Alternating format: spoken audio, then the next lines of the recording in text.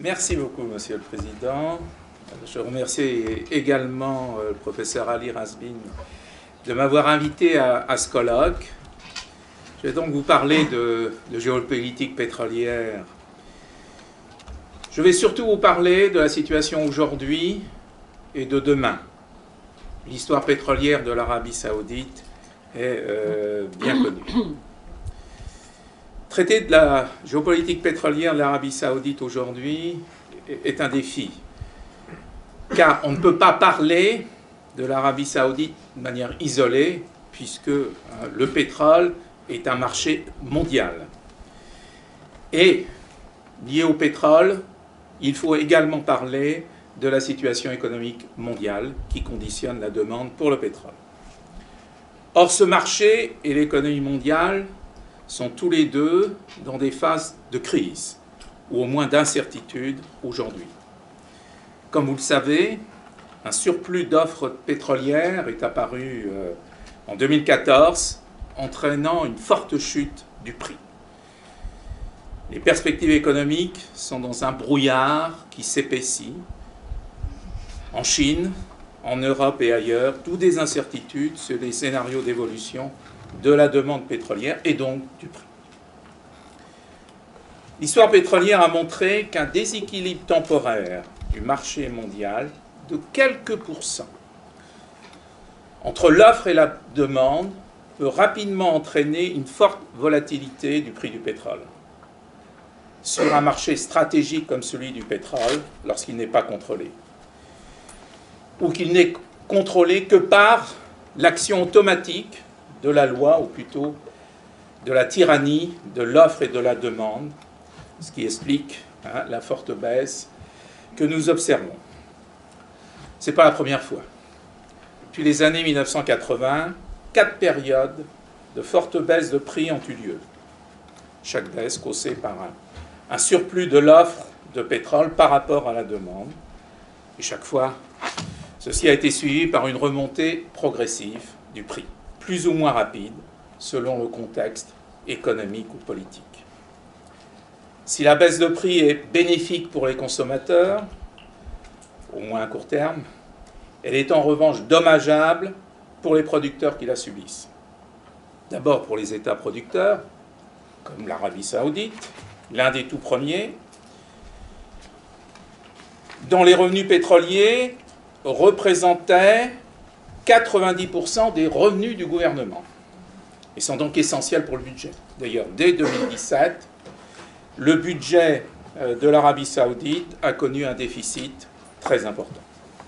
Puis aussi, outre les pays, donc les compagnies pétrolières qui travaillent dans l'amont, dont les cash flows et les profits chutent.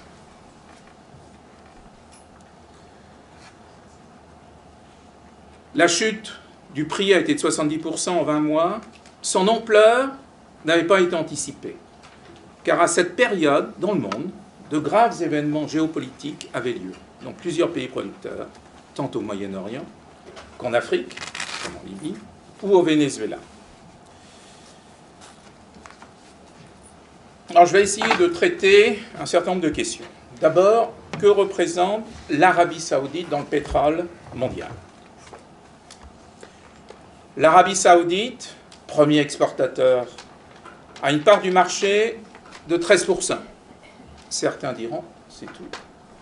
Elle est de 13%, 1/8 de la production mondiale. Ceci pour une part des réserves qui est estimée à environ 16% des réserves mondiales. À noter que le cas de l'Arabie Saoudite est relativement spécifique, puisque toute la production est faite par la société nationale Saudi Aramco depuis les nationalisations des années 70, sans l'apport, la participation des compagnies pétrolières. L'OPEP, organisation bien connue qui regroupe donc 13 pays dans l'Arabie Saoudite, produit aujourd'hui 40% du pétrole mondial, alors que les réserves de l'OPEP représentent environ 70% des réserves mondiales. Le troisième groupe, donc le groupe des pays non OPEP, a une production majoritaire aujourd'hui, 60%, pour une part des réserves minoritaires de l'ordre de 30%. Pourquoi la production y s'est développée?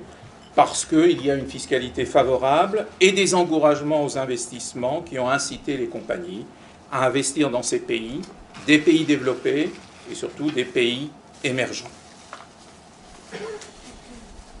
Pourquoi cette crise pétrolière est différente des crises précédentes? Elle est différente, on va voir, en raison du rôle que joue l'Arabie Saoudite.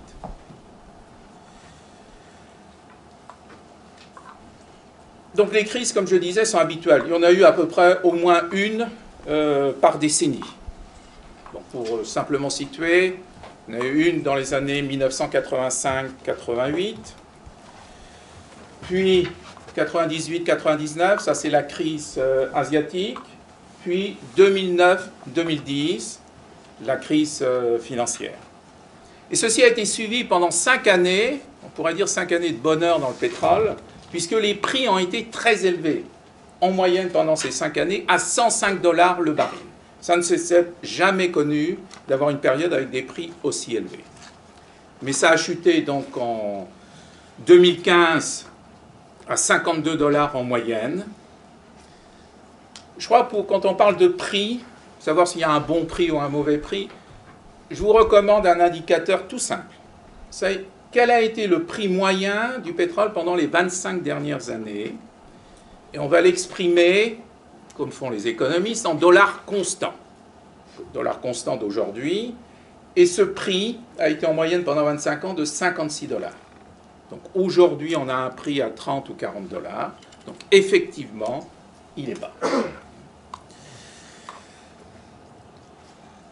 La crise pétrolière actuelle est différente par le rôle de l'Arabie Saoudite, parce qu'on va voir que l'Arabie Saoudite n'a pas joué son rôle traditionnel, qui était d'être un swing producer, un producteur d'ajustement, qui acceptait, comme l'Arabie Saoudite est l'un des seuls pays à pouvoir contrôler la production, puisque c'est sa société nationale qui produit, donc n'a pas accepté de réduire la production pour réduire l'écart entre l'offre et la demande. Donc cette fois-ci, c'est un autre concept. L'Arabie Saoudite a dit, par la voix de son ministre, je maintiens ma part de marché, donc je gèle ma production, je ne la réduis pas. Pourquoi? Cette nouvelle stratégie, c'est de forcer les producteurs concurrents, que ce soit les États ou les compagnies, en priorité ceux qui ont les coûts d'opération les plus élevés, à réduire leur production et par un prix bas d'être obligés de réduire leurs investissements. Et ceci donc, pourquoi réduire, éventuellement tenir, de manière à favoriser une remontée des prix dans le futur, parce que l'offre, à cause du manque d'investissement, ne va pas augmenter aussi rapidement que prévu. Pourquoi cet excédent d'offres par rapport à la demande est apparu ces dernières années? Il y a certes, au niveau de la demande, le ralentissement en Chine, mais la cause principale de l'excédent actuel est l'augmentation de l'offre mondiale de pétrole, qui a été d'environ 11 millions de barils jour en 7 ans, essentiellement réalisée d'ailleurs dans des pays non OPEP, plus rapide que l'augmentation de la demande. C'est quoi cette augmentation? Ce sont les nouvelles productions correspondant à du pétrole non conventionnel qui est devenu économique grâce au progrès technique qui avait été sous-estimé, notamment la capacité de produire du pétrole de schiste à un prix économique, notamment aux États-Unis. Et réellement, ceci a été une révolution, un game changer sur le marché pétrolier. En plus, il y a eu des effets, plus de production d'huile lourde au Canada et plus de production en offshore profond, y compris dans des pays comme le Brésil. Qui aurait imaginé, il y a 10 ans, que les États-Unis redeviendraient en 2014 au niveau des premiers producteurs mondiaux de pétrole et de gaz naturel et réduirait ses importations. Qui aurait prédit que les États-Unis voudraient exporter du pétrole ou du gaz naturel dès 2016? Puis qui commence à le faire? Personne. Contraire, dans le passé, la thèse était la thèse du picoil. C'est-à-dire que le pétrole était arrivé à une sorte de plateau et que la production allait chuter par manque de ressources. La réalité a démontré que cette thèse est avérée fausse, du moins jusqu'à ce jour. Quel a été, depuis 2014, l'effet de la chute du prix sur la production mondiale et les investissements dans le secteur? Contrairement à ce que les pays exportateurs espéraient, dont l'Arabie Saoudite, il y a eu une résilience de la production de pétrole non conventionnel, notamment des pétroles de schiste aux États-Unis, plus forte qu'anticipée. Pourquoi? Parce que là aussi, il y a eu énormément de gains, de progrès techniques et de gains de productivité qui ont permis de réduire significativement la limite économique de production sur ce type de pétrole. Bien. Je le ferai en 4 minutes. Autre fait, il y a eu donc une réduction forte des investissements, 40%. Donc, ce qui aura des conséquences, plus de 400 milliards de dollars n'ont pas été investis, alors qu'il était prévu qu'ils soient investis ces 2 dernières années. Donc, ce qui donne une incertitude sur le fait que si la demande repart, est-ce qu'il y aura suffisamment d'offres dans les années qui viennent? Pourquoi l'Arabie Saoudite veut maintenir sa part de marché? Là aussi, j'irai très vite. J'aurai peut-être des questions. Je ne vais pas reparler de la polémique qu'il y a eu il y a 10 ans sur les réserves de l'Arabie Saoudite. Sont-elles suffisantes? Un fameux livre, Twilight in the Desert. Et thèse qui a été fausse, puisque l'Arabie Saoudite a été capable de maintenir une production à 10 millions de barils de jour depuis 25 ans, en moyenne. L'Arabie Saoudite a son pétrole produit, comme vous le savez, à un pétrole pas cher, entre 5 et 10 dollars le baril. Un point, peut-être une préoccupation liée au changement climatique. Alors, vous allez dire, c'est très loin. On a vu apparaître ces derniers temps une thèse comme quoi on ne pourrait pas produire toutes les réserves de pétrole. Donc, du pétrole allait rester en terre. Donc, en fait, celui qui réduit aujourd'hui sa production de pétrole, en fait, réduirait sa production cumulée de pétrole et réduirait donc les revenus pour le pays et pour les générations futures. Je le dis très vite, pour simplement mentionner ces conséquences, ces interactions qui n'étaient pas prévues entre changement climatique et possibilité d'impact, d'action sur la stratégie de l'Arabie Saoudite. 2 autres choses que je voudrais traiter. Je pense que c'est intéressant, on a parlé de l'Iran. Et donc la fin des sanctions internationales en Iran, auront-elles un impact sur le marché pétrolier et sont-elles un élément critique pour l'Arabie Saoudite? Là aussi très vite, je vais à l'essentiel. Si tout va bien, si l'économie repart, on prévoit qu'il faudra augmenter la production mondiale de 14 millions de barils d'ici à 25 ans. Ce qu'on prévoit, l'augmentation de la production de l'Iran, ce qui est envisagé à l'heure actuelle, c'est de l'ordre de 1,5 million de barils de jour. Donc ce ne sont pas ces 1 ou 1,5 million de barils de jour venant de l'Iran qui vont significativement modifier à terme le marché pétrolier. Autre point qui est, je crois, important, c'est un point économique. pétrole et économie saoudienne. Si vous me permettez, je vous demanderai 2 minutes.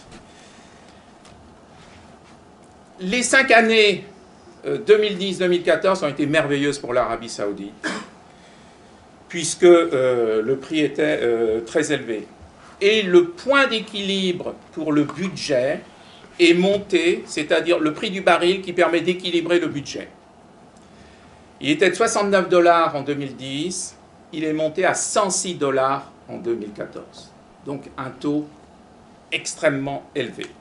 Donc le prix actuel est très inférieur, donc un déficit. Pendant ces années, effet positif, le fonds souverain, donc les réserves financières de la SAMA placées à l'étranger, ont progressé de près de 300 milliards de dollars en 4 ans, atteignant un peu plus de 700 milliards de dollars en 2014, alors que la dette du pays est restée extrêmement faible, à moins de 2% du PNB. Mais dès 2015, la chute du prix du pétrole a eu un effet considérable, puisque, je ne sais pas si vous... Je pense que le chiffre est correct, hein, le déficit budgétaire de l'Arabie saoudite, l'un des premiers de son histoire, a été de 19%. Donc considérable. Donc les réserves financières du fonds souverain existent, mais quand on compare les besoins, le niveau du déficit, il ne faudrait pas que le prix du pétrole reste bas trop longtemps, sinon l'Arabie saoudite aurait des difficultés. Donc d'où la nécessité, après 50 ou 60 ans de production, à ce qu'il y ait une véritable diversification de l'économie saoudienne en dehors du pétrole. Et en plus, l'aspect important que vous avez signalé, hein, les subventions à l'énergie qui coûtent énormément d'argent, hein, c'est entre 10-15% ou plus du PNB du pays. Donc, les conclusions, l'Arabie saoudite est et reste donc un élément essentiel dans l'approvisionnement pétrolier, mais aussi une faiblesse. Le pétrole reste encore essentiel pour l'économie saoudienne, d'où hein, la nécessité hein, de réformes économiques, hein, de manière à ce que le pays puisse continuer à avoir une excellente croissance dans le futur. Merci de votre attention.